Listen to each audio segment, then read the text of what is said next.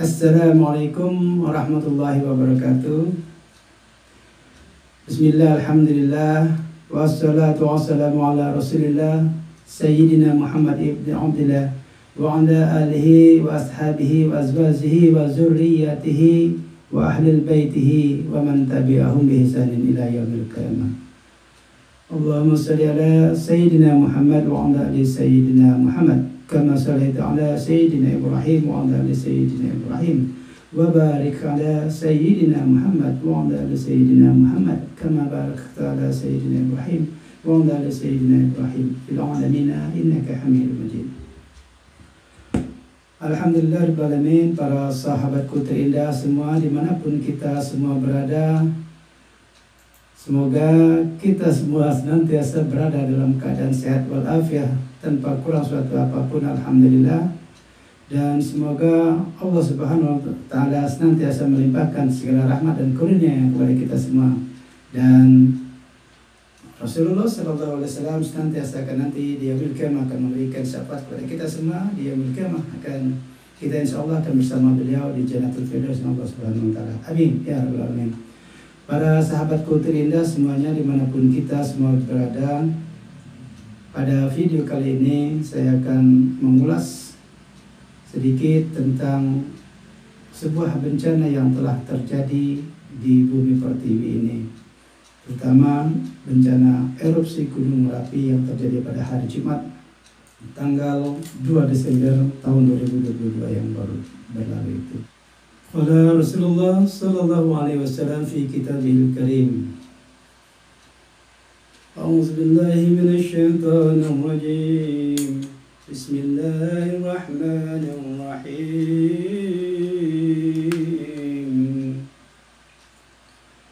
Wa lanabluwannakum bi syai'in minal khawf wal ju' wa nafsin minal amwali wal anfusi was samarat wa basyiris sabirin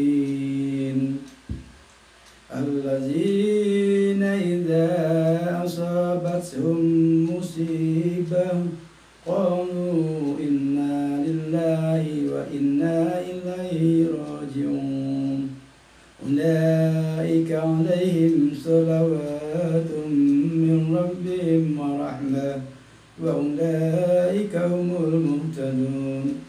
Sadaqallahul azim.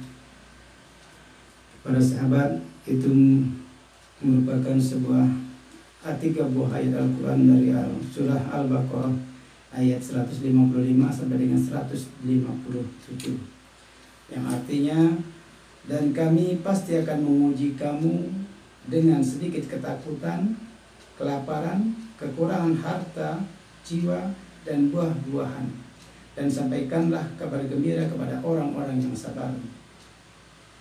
156, yaitu orang-orang yang apabila ditimpa musibah mereka berkata inna lillahi wa inna ilaihi raji'un, sesungguhnya kami milik Allah dan kepadanya lah kami akan kembali. 157, mereka itulah yang memperoleh ampunan dan rahmat dari Tuhannya, dan mereka itulah orang-orang yang mendapat petunjuk. Para sahabatku terindah semua dimanapun kita semua berada, Semeru kembali menunjukkan aktivitas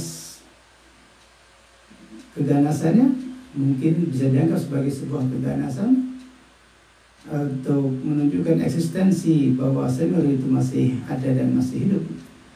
Jumat lebih kurang jam 5.30 pagi dia menunjukkan erupsi yang pertama. Dengan kita melihat gambar-gambar berikut ini, mungkin bisa kita jadikan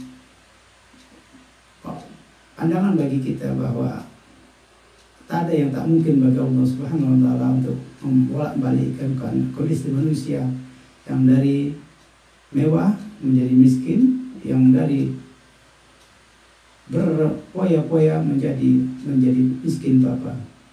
Dan itu suatu hal yang Allah berikan kepada manusia itu sebagai sebuah ujian Dan apakah kita mampu melewati sebuah ujian yang Allah berikan itu? Dalam hal ini Allah Subhanahu wa Ta'ala menunjukkan aktivitas gunung Semeru yang untuk sekian kalinya dalam beberapa tahun terakhir ini masih menunjukkan gejolak. Dan Allah juga pernah menyampaikan dalam kitab Al-Qurannya bahwa segala bencana yang datang kepada manusia itu merupakan bencana yang berasal dari manusia itu sendiri. Apabila manusia itu meyakininya bahwa ada kesalahan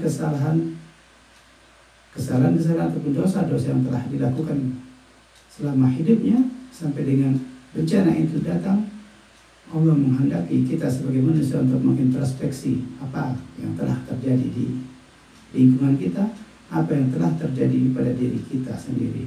Apakah benar bahwa kita telah mengingkari perintah-perintah Allah Subhanahu wa Ta'ala? Apakah benar dosa-dosa baik yang kecil apalagi yang besar masih menumpuk di tubuh kita masing-masing, sehingga Allah memberikan azab berupa datangnya bencana alam yang tak terhingga seperti ini. Gunung Merapi kembali membuat duka. Apakah dengan meletusnya Gunung Merapi ini Allah menunjukkan bahwa inilah yang telah diperbuat manusia? Banyak kaum religius yang semakin taat, yang semakin keyakinannya semakin tinggi kepada Allah Subhanahu wa Ta'ala dan Al-Quran, maka dia meyakini bahwa semuanya ini memang Allah yang telah mengagendakannya untuk terjadi kepada manusia, khususnya manusia di sekitar Merapi yang mungkin harus mengintrospeksi diri. Kenapa terus berulang kejadian-kejadian atau bencana-bencana yang pada hari ini terjadi lagi? Dan bagi kaum yang rasionalis atau yang ingin menunjukkan bahwa segala sesuatu itu bukan hanya terjadi oleh sikap daripada manusia itu sendiri, akan tetapi memang alam berkehendak seperti itu. Karena memang bumi ini sedang dalam proses terjadi. Kun fayakun yang Allah sampaikan itu artinya bahwa bumi atau alam semesta ini sedang berproses, sedang terjadi. Makanya pergerakan-pergerakan apa yang dinamakan dengan pergerakan lempeng bumi, lempeng dasar samudra dan sebagainya itu sehingga menimbulkan gempa dan sebagainya, itu dimaknai oleh kaum rasionalis, ada para kaum cendekiawan, para ahli-ahli geologi dan sebagainya, itu diyakini sebagai suatu proses bahwa bumi sedang dalam proses menjadi, dalam proses yang terus bergerak, sehingga apapun yang ada saat ini tidak menutup kemungkinan masih akan berubah, karena kun fayakun itu adalah present continuous tense, dia sedang terjadi, sedang terlaksana hingga hari ini.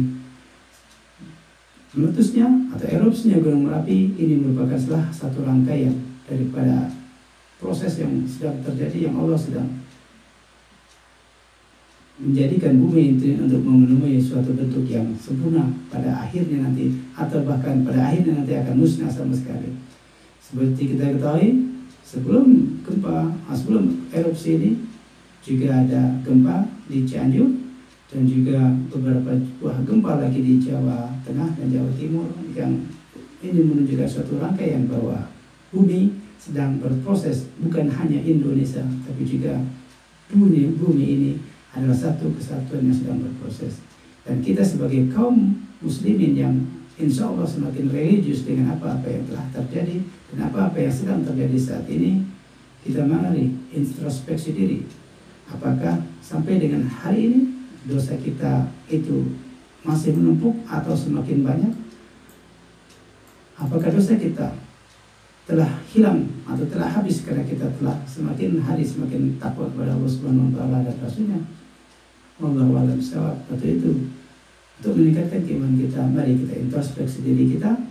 Mungkin masih ada dosa di sana, mungkin masih ada fitnah di antara kita, mungkin masih ada cemburu di antara strata sosial kita, mungkin ada kebijakan-kebijakan daripada pemangku kekuasaan yang tidak merakyat, yang lebih mengutamakan kelompok-kelompok mereka sendiri, sehingga kesusahan, bencana itu terjadi secara kafah kepada siapapun, bukan hanya kepada orang-orang yang durhaka saja, bukan hanya kepada orang-orang pengkhianat saja, bukan hanya kepada para pembohong saja petaka itu terjadi, tapi akibat daripada bencana itu terjadi kepada semua manusia, bahkan kepada bayi sekalipun yang baru lahir, dia ikut menanggung deritanya itu.